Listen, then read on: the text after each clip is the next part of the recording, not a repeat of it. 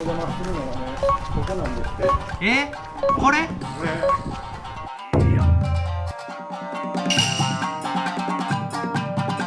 スイッチョンのタグミスイッチョン。はい。今日はですね、はい下京区に来ております。はい。結構街中。そうですね。うこの辺りはね、カフェであったり、はい、そういう旅館とか料理旅館とかがあるところで、ちょっと品がありますよね。そうやな。だからこんなところなんか僕ね。ブッキングで言うてくれへんかったら分かれへんような、そんなとこやと思います。なるほど。で今日は料理旅館さんに行くと、その中の一つのいうことでございます。なるほどなるほど。あんま行ったことないよね、料理旅館って。旅館とかはさ、行くじゃん、旅行とかで。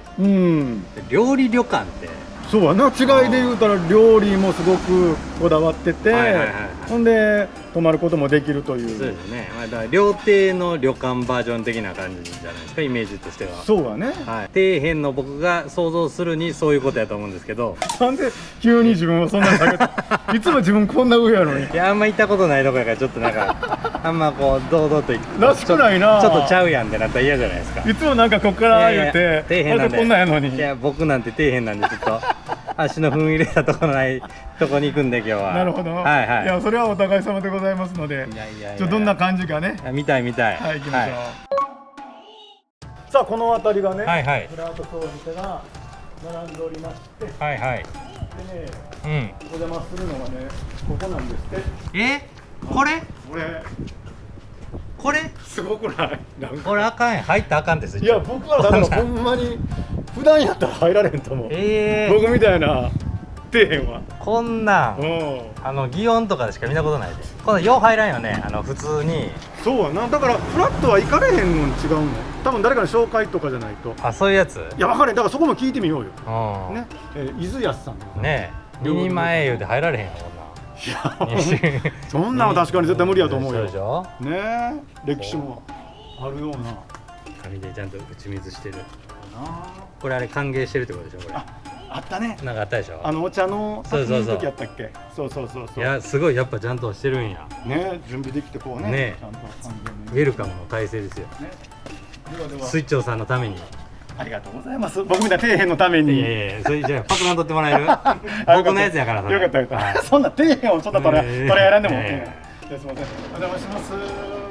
今回の得意でございます。井筒安次郎さんでございます。よろしくお願いいたします。いやー、もうなんか外から見てても長いことやってはるような感じで、僕みたいなのがフラッと来れるようなとこじゃないなと今言いながら来たんです。いや、そんなとんでもないですよ。いやもう来ていただくのが一番です。ですやけど、ぶっちゃけた話ね、一元さんとかそういうのは来れなかったりしますか？いや、そんなことないですよ。それ大丈夫ですよ。そうなんです。その昔からはうちの家訓があって、宣伝もコマーシャルもするなっていうのがあったんです。道1個挟んだだけでも全然うちのことを知らん人が多かったんですけど、もう開けて入ってきていただければ皆さんお客様でございます。いや、それご主人から聞けたのってちょっとホッとしません？そうですね。ね、なんか敷居が高いイメージで。あるある、確かにイメージはある。にくい言われますね。でもこの笑顔やし大丈夫みたいよ、これ皆さん。ほんまですね。ちょっとじゃあお邪魔してもいいですか？はい、どうぞどうぞお越しください。すごい、これもう入り口からすごいよ、これ。雰囲気ある。ほら、スイッチョンさんも底辺すぎてどこで靴脱いでいいかも分かれへん。いや、ほんまやな。ほんまそれぐらいのレベルやで。なんか僕もすごいよ。すごいよ。ちょっと見てスイッチョンさん、僕上品やから靴ちゃんと揃えて脱ぐから俺、そうか、つまずいとるじゃん。そんなんしてるから。ここはできてどれぐらいですの？うちは店舗10年、1839年創業ですので、今年で183？おお、すごい。なりました。じゃあその代々ということですよね。そうなんですね。僕で7代目になりました。7代目。もうなんかいろいろこう伝わってきたこととかあるんじゃないですか。ここは守っとけよとかいうようなこと。うちは襲名してまいりますんで。襲名、よく襲名言うたら歌舞伎役者さんとかが何代目市川なんとかとか、そうですね。ああいうのがあるんですか。そうです。その名前を襲名された。ほんならお父さんは？お父さんも安次郎なんです。おじいちゃんも？お安次郎なんです。ひいじいちゃん？もう皆安次郎。マジっすか？へ実はうちは井筒康と書いて井筒康と呼ぶんですけど、はい、創業者が井筒康次郎やったんです。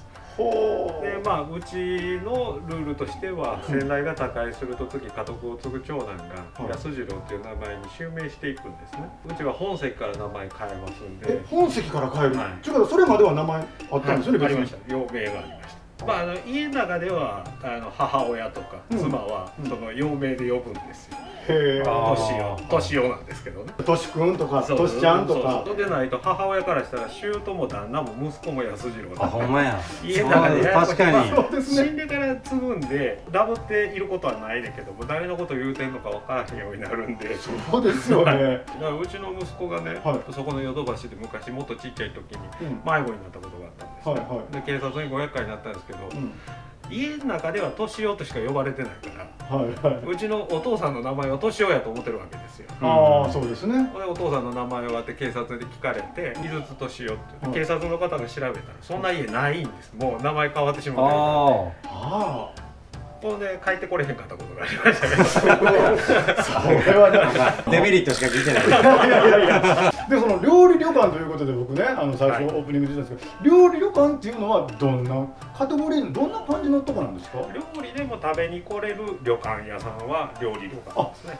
宿泊ももちろんできるし、料理だけでも利用することができる。それが料理旅館。そうですね。へえ。じゃあこれ見てる人も料理だけで来ようと思ったら来させてもらって。大丈夫です。じゃあそれはまあ予約とかそうしてもらって概要欄にねお店貼っときますのでホームページ。まあ3日前ぐらいにしてくれんとなかなかちょっと大変なんで。ぜひぜひ言ってくれはったらはい全然大丈夫ですよ。じゃあちょっと順番にね。はい。ほな。僕ここ行こう。あ、ほな順番。じゃあこちらからまず教えてもらっていいですかスペース。これはどういうスペースですか？自分のお店に自分の名前が入ってるんですね。伊豆安次郎。で実は改装前までここから向こう全部キッチンやったんです。あ、こっから向こう。で私朝食、昼食、夕食作りますから、キッチンに入ったっきりでお客さんに全然顔を合わせられなかったんですよ。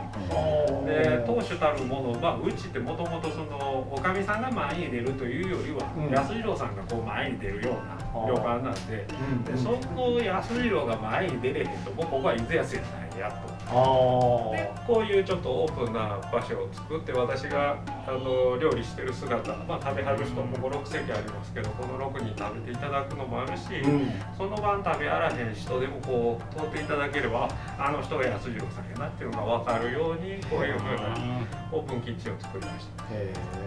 多分老舗旅館で料理旅館で当主が料理してるのが見えるカウンターがある店って多分うちだけなんですよ。全国広しと。すごい貴重ですね。ねえ。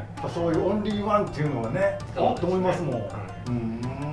ここでいろんなお話をまたお客さんにさせていただいたり、まあ近所でどんな悪いことしたとか、彦島本願寺で悪いことしたみたいな話をね。なんかいろいろとこうエピソードトーク面白くなりそうですね。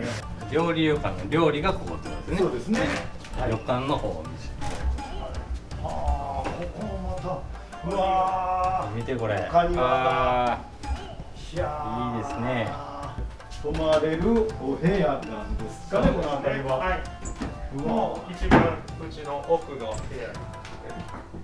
うわこんな感じの。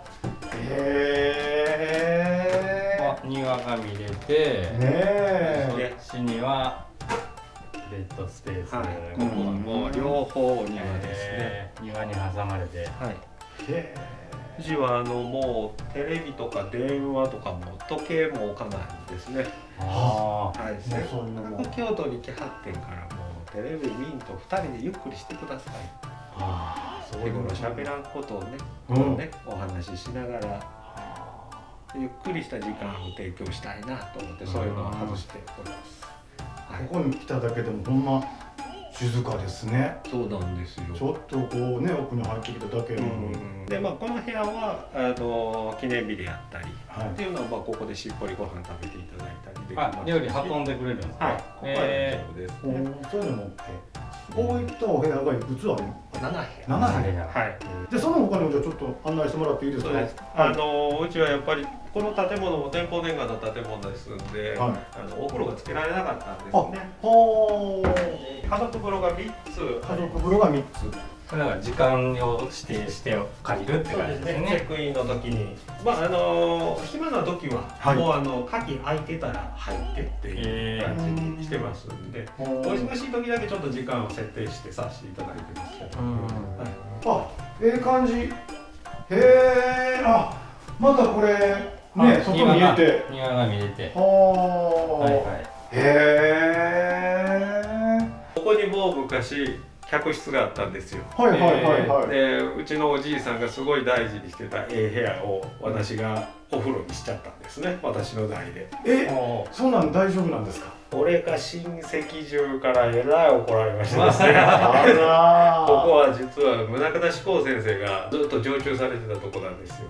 この後ろに小生園っていう東本願寺の飛び地のお庭がありましてね、そこの襖絵を描かはったんですね。描いてる間中ずっとうちに泊まってはったんですよ。でその後またずっと来ていただいてたんですけど、でここの部屋でずっと投留されてたんで、あの部屋を潰したんだとしようって言ってね。だけどそういうのもじゃあその当主のそうですね。もう好き勝手というかできるわけですね。親戚に言いながらおじいちゃんねってまだ怒られるんですけど。ご視聴ありがとうございました。